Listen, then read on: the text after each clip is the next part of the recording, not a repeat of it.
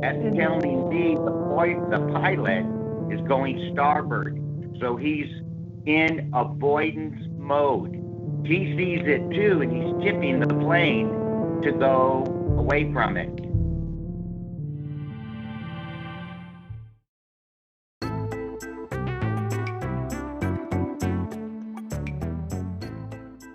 All Things Unexplained.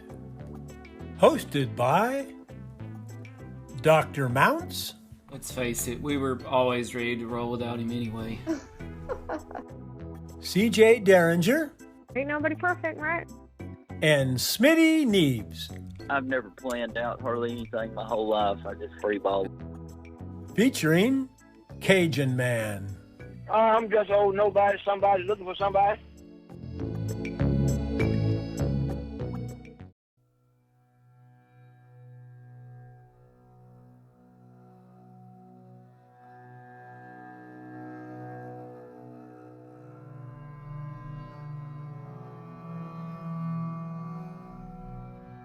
Hello, all you unexplained ones out there. It's CJ Derringer here with my co-host, Tim Mounts. And we are very fortunate to have some special guests on the show today who have just a plethora of exciting unexplained things to share with us. We have Cheryl and Orville Murphy from Board Camp Crystal Mine. Hey, guys. How you doing? Hi. We are doing great, and we're so happy to have you, and we can't wait to learn a little bit more about your business and what you guys do, but that is not what originally connected us. So last week, Tim and I did a podcast about the American Airlines flight that the pilot on February 21st was recorded saying that he had seen something fly over the cabin of his airplane, had asked if there were any targets out there, and said he hated to say it, but that it looked like a missile. And in doing some research on the website Deep Blue Horizon from the gentleman that recorded that, I found a comment from Cheryl. And Cheryl, you had shared that you had also had a similar experience and that you had pictures. So I reached out in hopes that we could see those pictures and hear a little bit about what you saw that day. So I'm going to let you take it from here and tell us a little bit about where you were flying to, and what you saw and captured out your window. Okay, well, I'm a pretty experienced flyer. I've been flying pretty much all my life, so planes are not new to me. I always love to look out the window. I was actually coming home. I took off on American Airlines flight number 1682 on January 8th of this year from Sacramento to Dallas. Anyway, I usually read on the flight and, glance out the window. A lot of times there's clouds so you can't see, but when the clouds part, I'm always looking down. I love it. And this flight, of course, was because of COVID. It was sparsely populated in the cabin. So actually, pretty much everybody on the flight was sitting in their own seat. So I was right at the window seat with nobody beside me, although there were two empty seats. And I kind of was looking, and everybody else was kind of in the same mode, kind of sitting by themselves. Normally, when I see something out the window, and actually it's only happened to me one other time, kind of weird, might tell you about that later. But anyway, if there's somebody sitting next to me, even if it's a total stranger, I might kind of nudge them and go, hey, look at that, Mm-hmm. Right. And anyway, there was no one. And when I saw what I saw, and fortunately captured on the camera, there was like nobody to tell, nobody to show. People ahead of me, you can't just reach over and tap someone on the head and go, hey, look. In fact, most people have their window shades down. It seems like half of them do on the airplane. And I wasn't about to ring for the stewardess. I was just trying to figure it out. Okay. So anyway, I don't know when you're going to start showing the pictures here or not, but the first thing I was reading, and the first thing that got my attention, because I glanced up and I could see the ground, and the first thing that got my attention was it looked like a black contrail kind of in front of the plane, But on my side, I was on the left side, whatever. I know there's a particular name for that on Okay. vessels. And CJ and I are both looking at the pictures. Yes. Okay. And for our listeners, we're going to post all of these to our different social media pages, and we'll post them in order so that people can see exactly what you saw. So within about a 3-minute period, I captured about 8 pictures. And the first picture was taken at 1:17 p.m. on January 8th. Now, honestly, at that point, when I looked at the GPS later on, I found out it recorded us over Lake Powell, Utah, which is southeastern Utah. And so anyway, I had no idea where we were at the time, but it was also kind of interesting to see the timestamp. And I actually don't know if that meant it was like Central Time. I live in Arkansas, so, flying into Texas, I don't know how my GPS might have recorded the time. I don't know. I know that, Utah is in Mountain Time. Right. But anyway, so I don't know if my phone was recording Central Standard Time or not. But so the first thing that caught my eye was this black contrail kind of ahead of me. And I'm, just kind of like, what's that? I wasn't thinking anything weird particularly. And the next picture, then I, went back to reading. I glanced up because I could see the mountains, and I noticed, this is when I really noticed, and I got on my camera the black missile-like object, which appeared to have this black smoky plume or contrail after it. And I was in shock, really, like, what the heck, Yeah. And just always have the phone on my lap when I'm traveling or nearby, and I got a picture of it. And then it looks like, and that's the second picture, it looks like the third picture was, I think that one was a zoom. I zoomed in on it, and it's that same snowy mountain range underneath it. But it seems like, when I zoomed in, it's a little bit of a different angle, but I'm pretty sure that was the same missile-like object, whatever. And then just like a minute later, I think I glanced down and glanced up again and saw yet a second missile-type object. It was second one? Oh, wow. I believe that's the second one. Oh, my gosh. I could be wrong, but judging from the pictures, it kind of looks like the same. We're over the same mountain range. But, thinking that this thing was probably going faster than the plane, but I have no idea.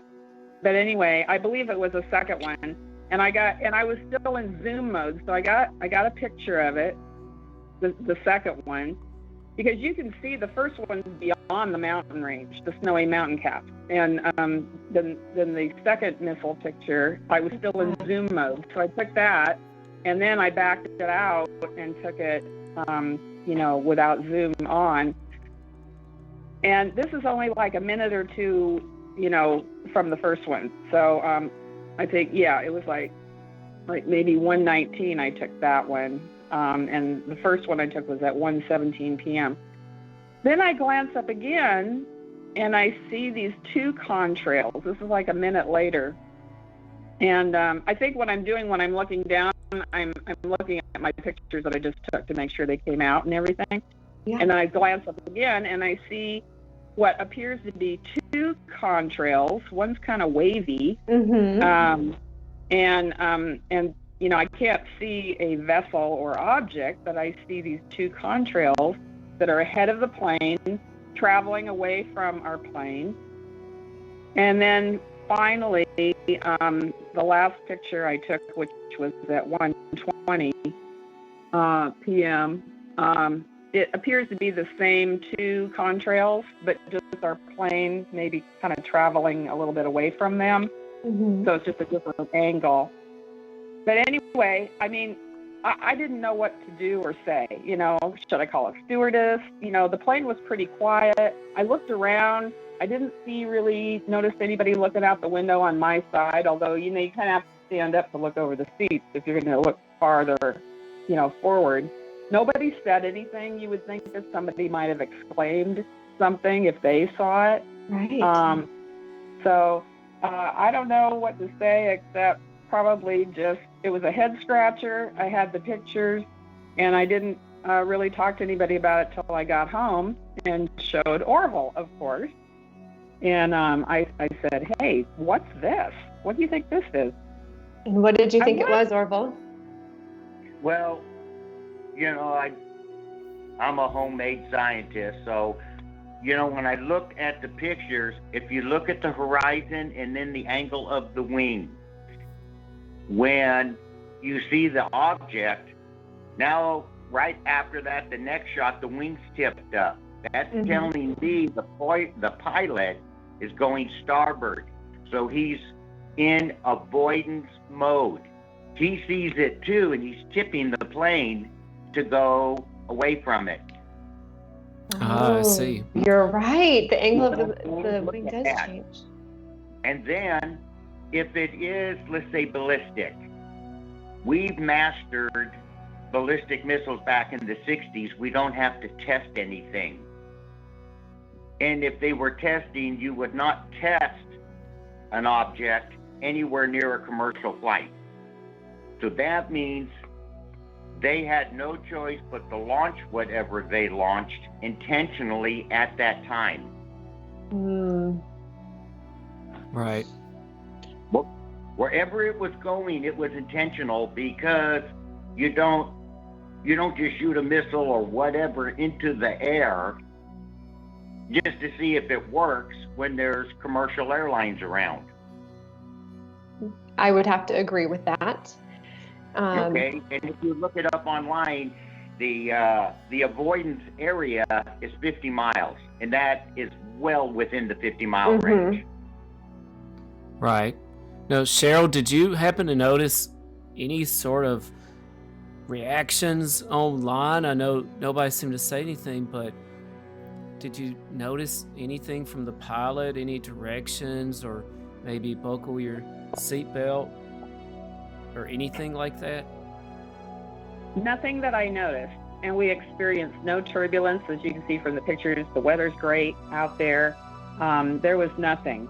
Nobody said anything. I kind of tried to look around, with my seatbelt still on, and I didn't see any reaction from anybody. So it was just something I just like, okay, well, this happened, and I don't know what it is, but maybe I'll find out later. And when I got home, we're very busy, and of course, we're getting ready to open our business, and I'm getting home, and I share this with Orville and a couple of local friends, and they thought it was strange too, especially also being military veterans, and having that background like Orville. They kind of know a little bit more about these things. And, my first reaction was it was a missile, not really a UFO, although that UFO crossed my mind. It did because of, and we'll share that experience as to why later. But, but my, trying to be always a realist, I'm like, okay, that really does look like a missile, but why would anybody fire a missile, so close to a passenger airline? That was close.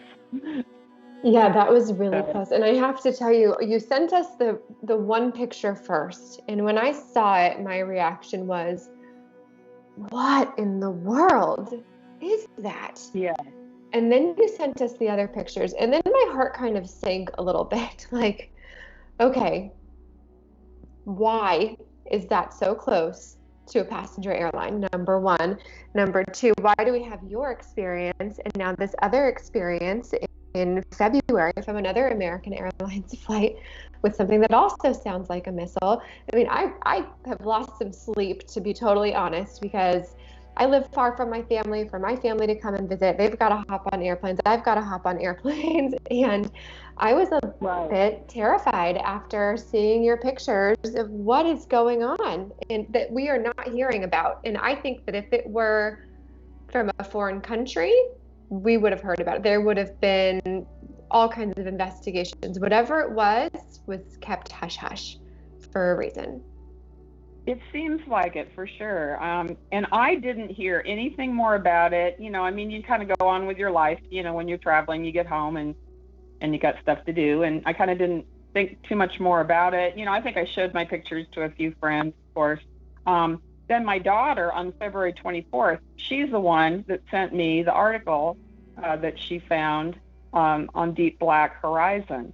And I'm like, what the heck? And what was interesting to me was it was not exactly in the same location, but in the area. So, you know, I was over southeast Utah, according to my GPS. Flight 2292 was over northeast New Mexico, where the White Sands missile launch base area. We do our research and searched. Found out that there's an old Cold War missile launch base that hasn't been used apparently for about 40, 50 years.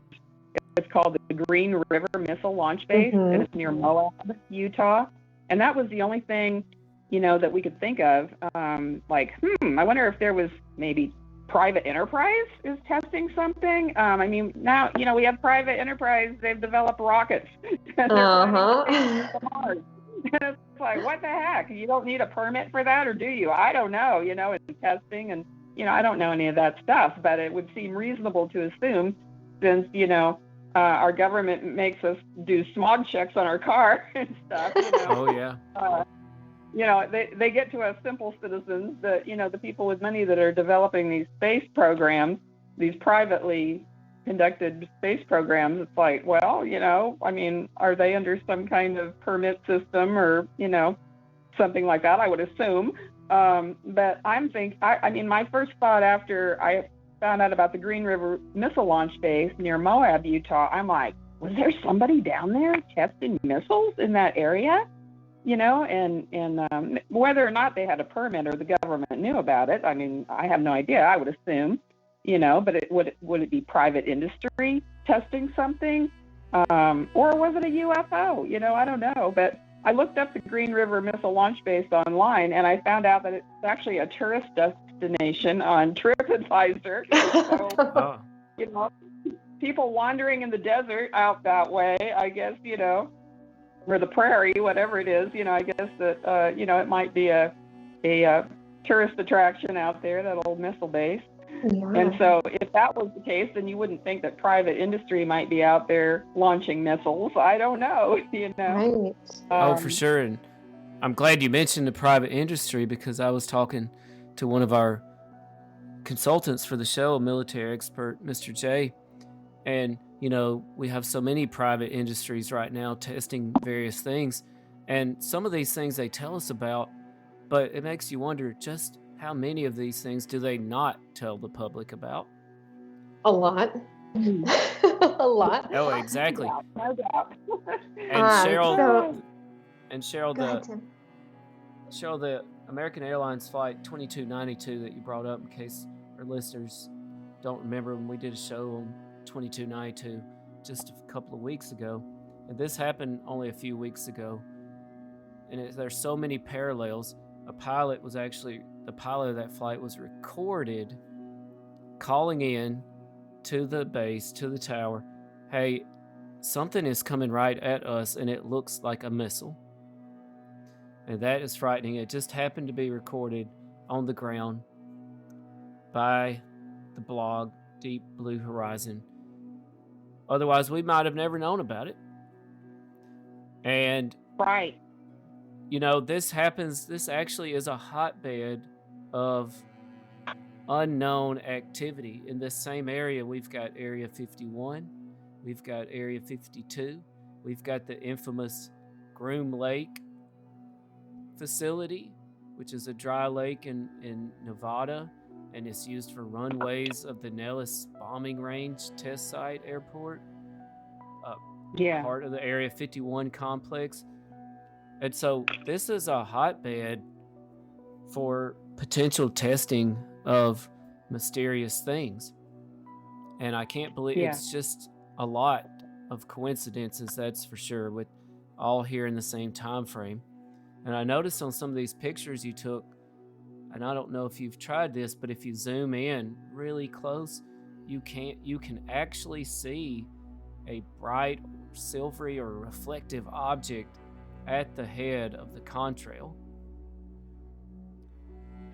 Okay, yeah, I think a friend of ours did that and noticed that and mentioned that to us. Absolutely, and it's hard to see, it's hard to make out how big this thing might be. But I wanted to ask you, Cheryl, did you get the idea that this thing was moving upward or downward or just parallel with the craft? What was your impression of its trajectory? A little parallel and upward, from the pictures. At the moment I was snapping the pictures, I don't know if and what I was thinking, except like, oh my God, what the heck is that, But it seems like, based on the pictures, it seems like I actually got 2 missiles, because you can locate them, by the mountain range, the snow-capped mountain range there. And so I believe it was 2 different missiles or UFOs. And then we've got the 2 contrails ahead of the plane. And I'm not sure if those are, the same contrails or not. But, from those 2. But because, like Orville said, I did detect that the plane turned a little bit, but very slightly, of course. But anyway, at the most, we could be seeing at least 4 different, and possibly 5, according to that first picture I took. Maybe 5 missile-like objects. Orville has something he wanted to chime You were in. talking about, could it be possibly civilian? But if you look at SpaceX and the rest of them, they're using hydrogen and oxygen-based fuels to launch everything with. And if you look at that contrail, it's black. It's not white. Right. So that is not a hydrogen-based fuel. So I have a couple. Rocket fuel. Oh, yes. So I have a CJ, question. that's actually something Mr. J brought up too, was the color of the contrail and the fuels that are used. And CJ, do you want to tell him about what Mr. L, our other consultant, said Yeah, about I this? do. I do want to. But Cheryl, real quickly, how fast would you say that they were moving in comparison to how quickly you were moving in the airplane? And I know that's a tough question. I don't know that I would be able to answer it, but just in a general. I'm sure they were moving faster because, like I looked up and saw them and took the pictures. I looked down to check my camera to make sure I got the picture or whatever. And then when I glanced up, they were gone, so I believe they were moving faster. And then, like I said, when the plane, I did feel the plane kind of turn, like Orville suggested. And then I saw I caught the 2 black contrails in that almost last picture, 2 pictures there. And I don't know for sure if those are the contrails from those 2 missile-type objects that I took, but I kind of assumed. So I figured they zipped ahead of us somehow, Yeah. So gosh, now that I know that there was more than one, because this entire time I thought that it was just one and that it possibly changed trajectory. So I was kind of going down a certain path with that. Now that I know that there was definitely 2 and potentially even 5, it sort of changes what I'm about to talk about. But I did send the pictures to somebody that worked in aerospace for a long time and didn't give anything other than somebody saw this out their airplane window. What's your initial thought? The instant reaction was it could be a hypersonic missile, which they can change trajectory. They are supposedly being tested in the United States. Now, do I think that they would test 5 of them? Probably not. I think they're very expensive. And then this person, we'll call him Mr. L, said whoever took that picture was in a place that they were not supposed to be. And I said, no, that was an American Airlines flight going from Sacramento to Dallas-Fort Worth, and they could not believe it. They could not believe that a passenger airplane would be that close to what looks like a missile. And then they asked, where was the plane? And I said, well, based on the screenshots, and if we're going to trust the Google Maps of where it said that they were above Lake Powell, Utah. And the reaction was, well, yeah, that's where they shoot off all of the beep that they don't want the world to know about. So that was the initial thought last night. This is why I lost so much sleep. I'm going, oh my goodness, are we testing these hypersonic missiles near passenger airplanes? And again, I think that these are really expensive. I don't know that they would test several of them. So that makes me think with Orville, there was a direct target. There was a purpose, if that's what they are, or it was something else. Could it have been, I mean, you have a knowledge of airplanes and military and what have, could it have been a fast moving fighter jets that left the contrails and at such a high speed? It wouldn't be a fighter jet from, if you look at the contrail, okay, fighter jet's going to be running 2 engines, and you're not going to have that color smoke, but that thing was you could tell from the contrail, it was supersonic at the time she took the picture. Okay. Oh, Right. It's so scary. It's so scary. And something I noticed about it is that it, at least in the pictures, it does not appear to be so far away that if it were an aircraft, a traditional aircraft that we're familiar with, that we would not be able to detect its outline in some way. Like, I really feel like looking at these pictures, if you saw another plane out the window between you and those mountains, you would see that's a plane out there, right? And it, as powerfully as we can zoom in, we just see some sort of silvery object or reflective object. That is it. But it appears to be between the plane and the mountain range. I honestly feel like you would know if this was some sort of winged aircraft that we were looking at. And it just does not appear that way.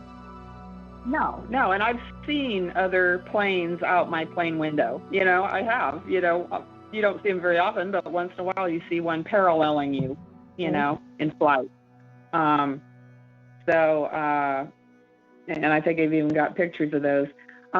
I don't know about your sources, that you just sent the pictures to and their opinions, but I wonder if it's possible to interview that flight crew from American Airlines. We were I don't talking know. about that. Do we think that they would even give up any information if they had it? I mean, I don't know that they would, but certainly worth reaching out. Yeah, you never know. Also, I did a little, I know very little about missiles in the military, but I did do a little Googling and found out that there's a Missile Defense Agency, which used to be under the jurisdiction of the Army and now is under Department of Defense.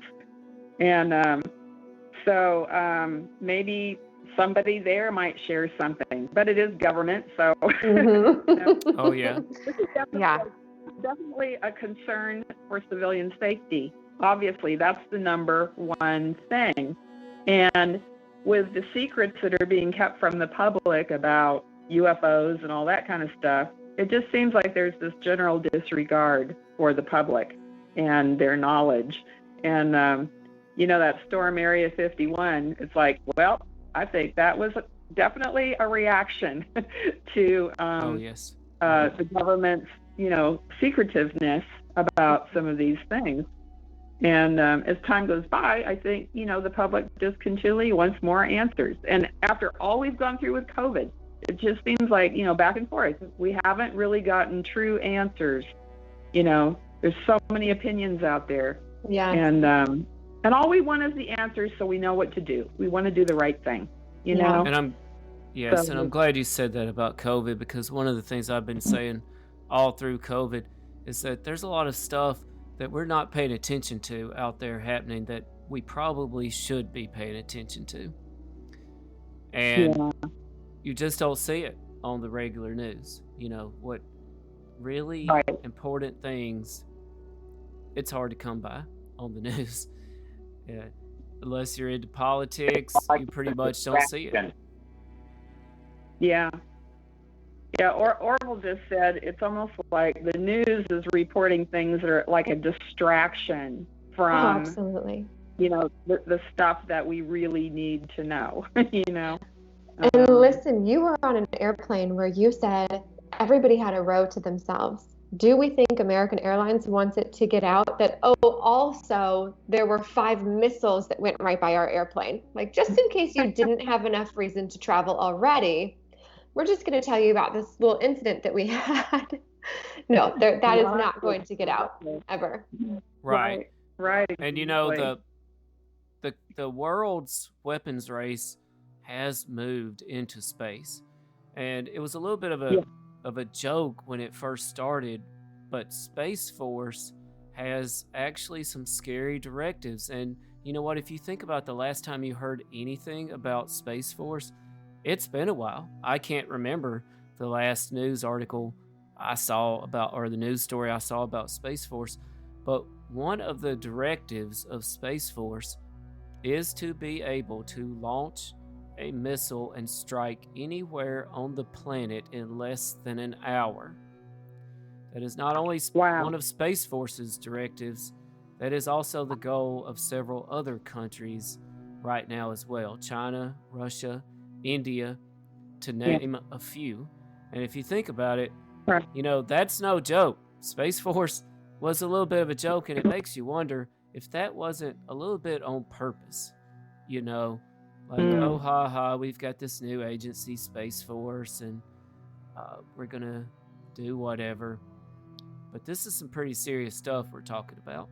And it makes you wonder, okay, why do we need to be able to strike anywhere else on Earth in less than an hour? And why do all these other countries need to be able to do that? That's pretty scary stuff. It really is. It really is. And, I know there's security issues. I respect that, national security. You can't dump all your secrets, but, at least give us a general idea of what's going on and what to expect and how to protect ourselves, even with COVID, Right. Wear a mask. Does that protect us? How many arguments did we hear about that, Oh, it's incessant. So confusing. It's like we just want to know the truth so that we can do what we need to do, Yeah, and get out of this quickly. Like, we all want to be done. Tell us what we need to do to be done.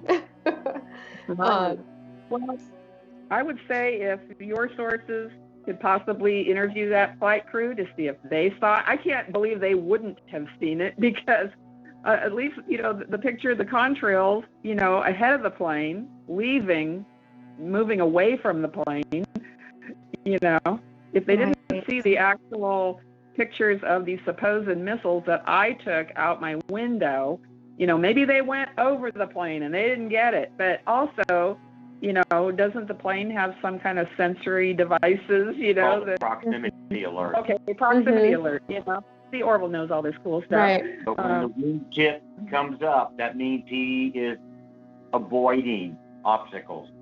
Yes. So. Oh gosh, there's my dog. Not avoiding obstacles. Is that a werewolf? I would assume. Maybe it's Bigfoot. It sounded familiar there. We'll get into more of that later too. Oh my. But anyway, it's just a mystery, and again, sure would like to find out. If that commercial airlines was threatened, then that needs to be dealt with. Given that if we are leaning into it's a missile of some sort, I did track your flight and where you went and where you flew over and what time you were in certain places. And at that moment, you would not have been that far from Area 51, given how quickly these things travel. Yeah, so, yeah. Think about too.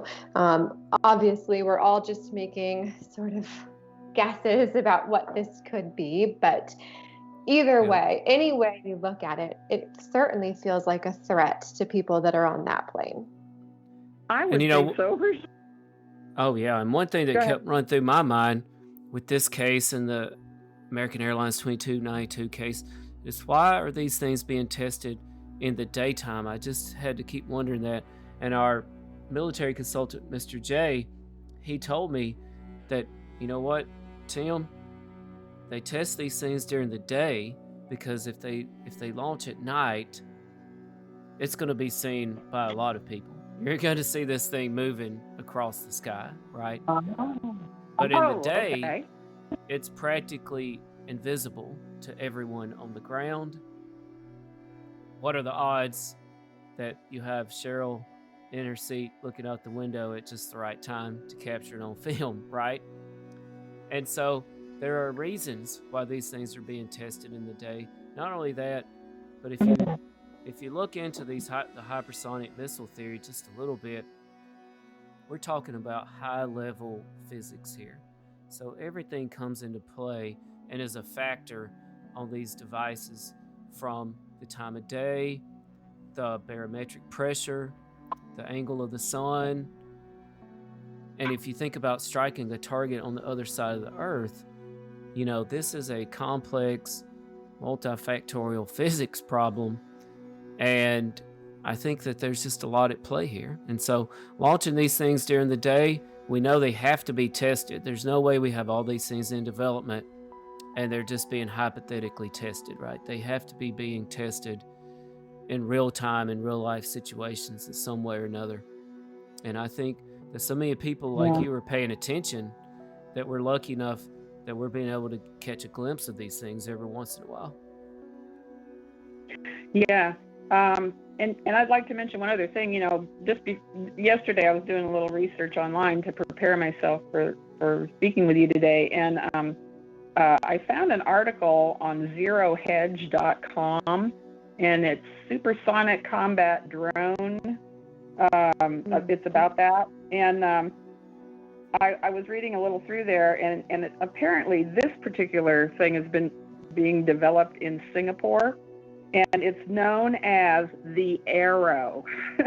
And right. the actual drone looks like a plane. It's got wings, you know, but maybe if it's going fast enough, maybe you can't see those wings, you know, because it is kind of all black.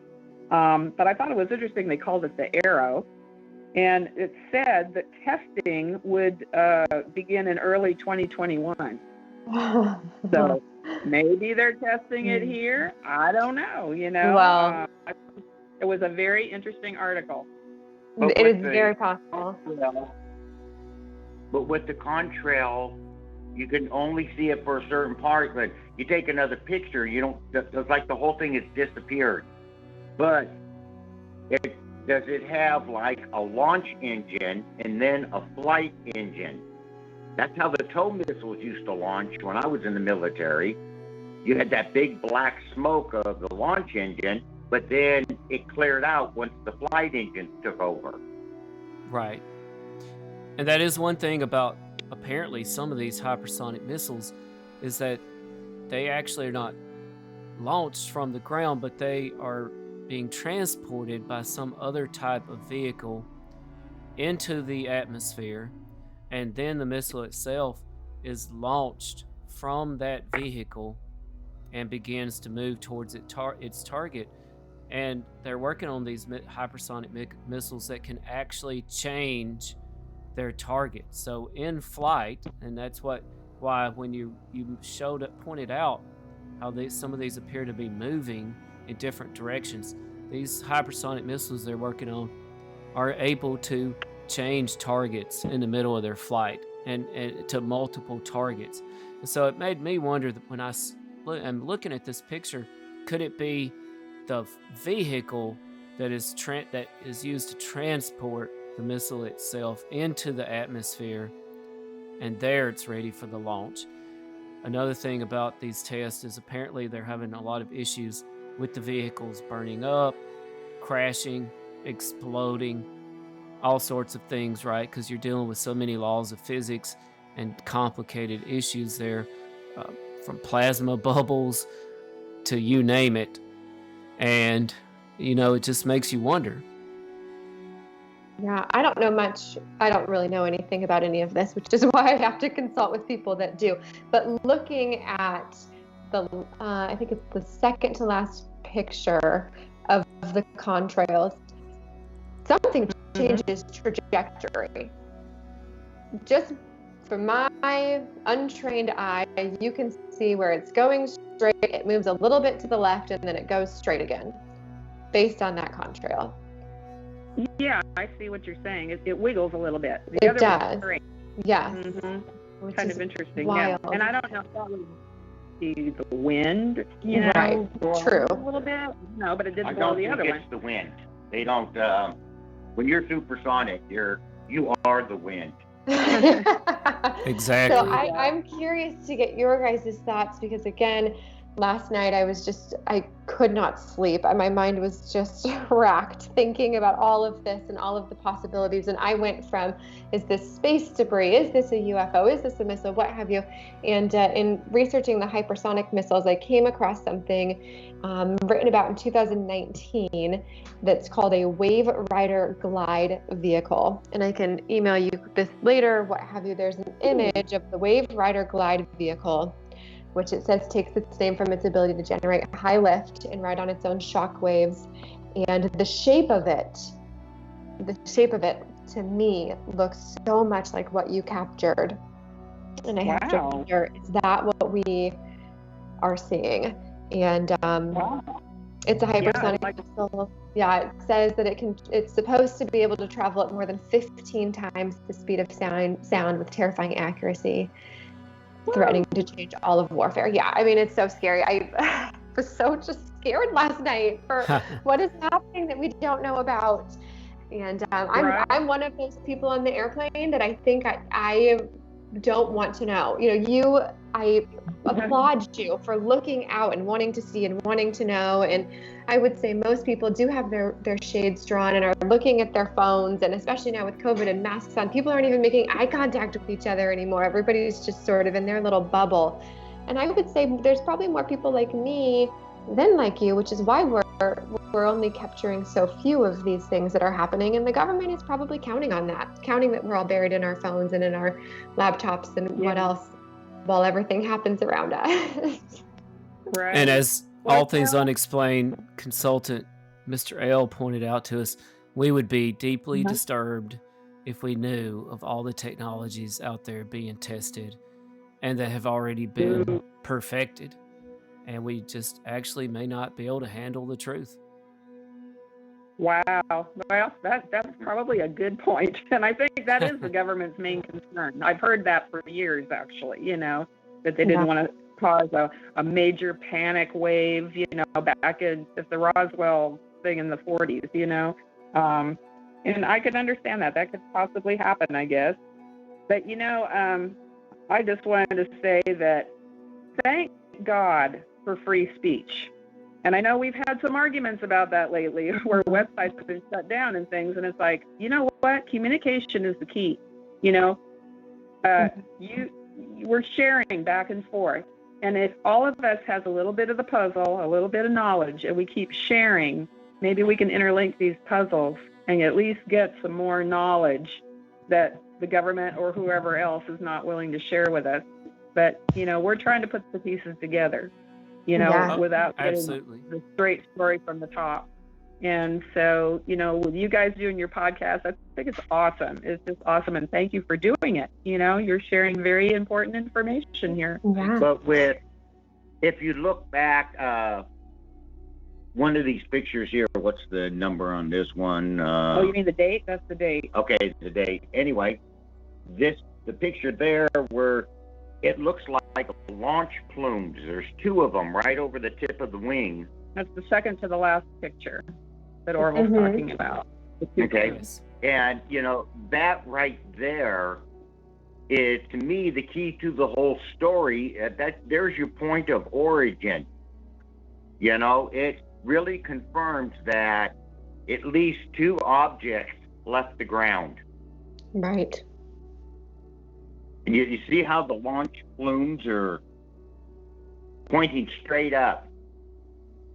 And if they're pointing up, and then you look at the contrails and they're angular, that means it went up and then changed direction. Right. Yeah. I mean, we need to get these out there for people to see and for people that have knowledge of the area and knowledge of what's going on to kind of offer up some of their insight too. So I do just want to reiterate for those that are listening and that might want to do their own research, this was Flight 1682, American Airlines Flight 1682 on January 8th, 2021, traveling from Sacramento to Dallas, Fort Worth. According to Google Maps, we were right over Lake Powell, Utah, and this was at what time? 1:17 p.m. If we're going to assume your phone was changing time zones, that would be Mountain Standard Time. And according to what I mapped out, you were at 39,000 feet. So okay. people can take that and run with it and let us know what Yes. their thoughts are too. And maybe And we'll keep in get to mind more this- info. Right, and keep in I mind was this is just gonna only a say- few weeks after. I'm sorry, Cheryl. Go ahead. Oh, no. I was just going to clarify real quick. My screenshots are dated on January 9th, but I took those the day after. I just took screenshots so I could access the pictures quickly. And but this did actually take place. The flight was on January 8th. So I wanted to point that out so there's no confusion Sure. about the Yeah, date. I'm seeing the details do show January 8th. So that you took some pictures of the details of the picture. So that is showing January 8th. Yeah, so go ahead. I'm finished. Thank you. Yeah. Oh, no problem. One thing I wanted to say is that, thanks to people like you paying attention, taking photos like this, thanks to folks like Deep Blue Horizon, Deep Black Horizon, we occasionally capture some of these situations. And keep in mind, this happened just a few weeks after the American Airlines 2292 incident where the pilot was recorded believing, hey, this could be a missile heading at the plane. But these are 1 in a million chances here, that you capture these photos, that someone on the ground captures the audio of a pilot. Yeah. It makes you wonder what all is happening that we never know about, that we don't capture. This is like needle in a haystack, things that we are occasionally finding out about. And it leads me to think that there is no telling how much of that is happening that we just never hear about. Because you have to believe, like with American Airlines 2292 and this story here, certainly if you had not taken these pictures, no one would have ever given this flight a second thought. If that pilot's audio had not been captured on the ground, no one would have said anything about American Airlines 2292. No one would have known anything, and I don't think they ever would have unless that pilot came forward in the news, and I don't think that is likely. As a matter of fact, the airline initially distanced themselves from this, said, well, that's unconfirmed if that's our pilot or not, and eventually, thanks to the work of folks on the ground, they had to acknowledge it and had to say, yes, that's us. By the way, we refer all your future questions to the FBI. So right. There is an untold amount of things out there that we just don't know about. Whew. So with all of that in mind, Cheryl and Orville, is there anything else that you wanted to share or speculate on for this flight and what you captured? No, I just want to thank you for the opportunity of sharing. Maybe one small thing. I believe in God's providence and leading in my life, but I just want to say I was originally scheduled to fly home on January 12th, and because of COVID, I decided to back it up, and they fit me in on this flight, 1682 on January 8th. But they won't do that. like Cheryl Murphy is not allowed on future flights. Yeah. I'm like thinking, okay, God, you allowed me to take these pictures for some reason, and hopefully it will be to help, to help others, to help a situation, to gain more knowledge. I don't know, we all have things that happen to us, and I think if we share, again, communication is the key, in my opinion. We can learn from each other, Well, to me, this is a puzzle piece. Yeah. And I am dying to get more pieces so I can see what the picture looks like. There you go. Too. Oh, Cheryl, you just gave me chills too. Woo! That was like, I'm sweating up in here. Next time on All Things Unexplained. This is where the Native Americans came out and stuff, and they did a lot of communication with what they called the star people and the forest people. This has been All Things Unexplained.